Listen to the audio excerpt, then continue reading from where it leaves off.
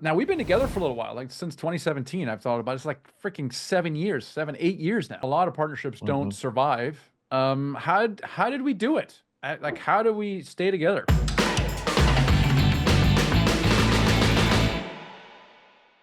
So today's episode is a special one because we've got the Nighthawk Equity partners here in the house. That's right. Garrett Lynch and Drew Kniffin are here to talk about Nighthawk, a little behind the scenes look.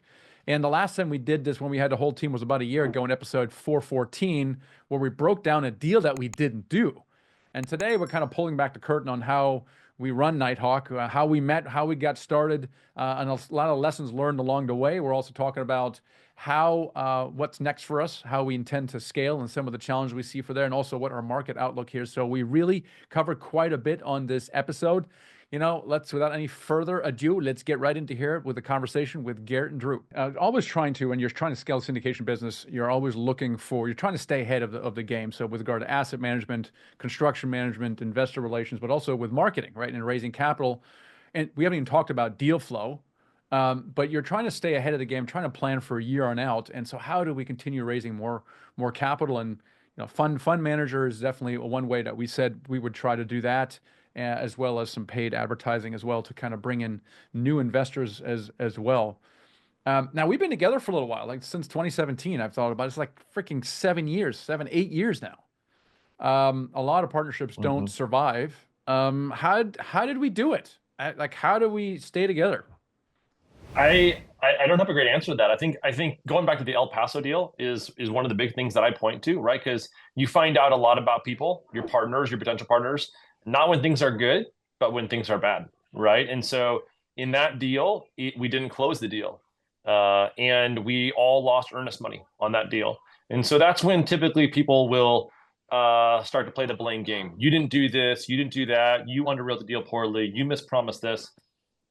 And we had none of that on that deal. I mean, I didn't like losing money, but uh, none of us said to the other guys, "Hey, you didn't carry your weight here. You failed there. You were misleading." And so, to be able to lose well together it was tremendously powerful. Was almost worth the price of the failure, right? And so that was a huge thing for me was seeing how we worked together in that. And then over time, we figured out our different roles. What does Garrett do well? What does Michael do well? What does Drew do well? How can we synergize and work together on those things? And that's been a big part of the success is figuring out how we can grow together, how we can use each other's strengths and skills uh, collaboratively. So those are my first thoughts, and I don't know what you guys would add to that, but those are some of the reasons why I think we've done 22 deals at Nighthawk and uh, want to do 22 more. Yeah, I think that a big part of it is making decisions together. So Hmm. knowing when there's a decision that everybody needs to be included on. It's not every single decision, or you'll never go anywhere, but it's the high level decisions about macro type things where you need to go, and then big decisions that involve money that you're always communicating on. If where people fall apart is if there's one person just kind of going rogue, doing whatever they want, the other not really including the other partner. You see that a decent amount out there, and that's when things get really heated because it's like, hey, you made this decision without me. You can't do that. Oh, yes, I can. I can do. That whole thing. We've never really had that. Hmm. We have a once a week meeting. Every week we meet on the high level topics, get on the same page, and then move forward.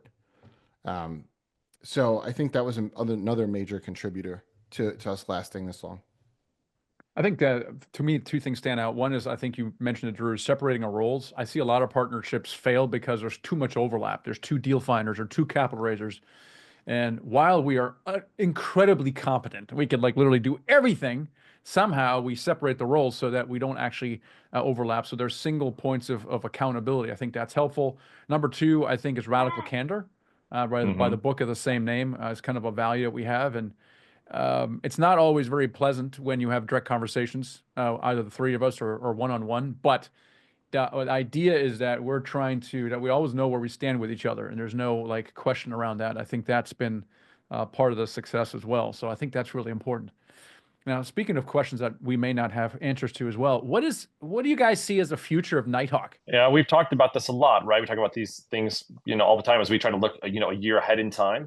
So, future of Nighthawk, you can think of it in two different ways: geographic expansion, or channel expansion, and or asset class expansion, right? So, I'd say geographic expansion, that's an option, right? Like if we can strategically enter into another market that has good potential, like Atlanta has for us, I'd look into that. But I wouldn't do it kind of willy-nilly, just a one-off with an 80 unit, for example, right? Because we've learned that lesson the hard way in 2017, that that's not the right way to grow into a new market.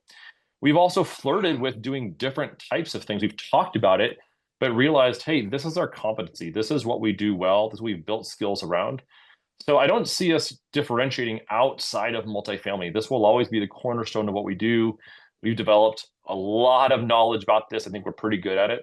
So I think we'll be staying in this asset class for a while, trying to expand, trying to grow our investors, trying to, as Garrett said, lower our variables and increase our consistency from property to property. That's what I want to do. That's what I'm really proud of what we are doing, just strengthening our competency in these areas. I don't know what else you guys would add to that. Those are my thoughts just off the top of my head. Yeah, I think just, getting to that $1 billion level would feel great. Yeah. That we've kind of had and we were charging towards until everything went sideways in the market. But, just that as a benchmark would be a fantastic place to be. And then all the systems and processes that need to be honed and in order to scale to that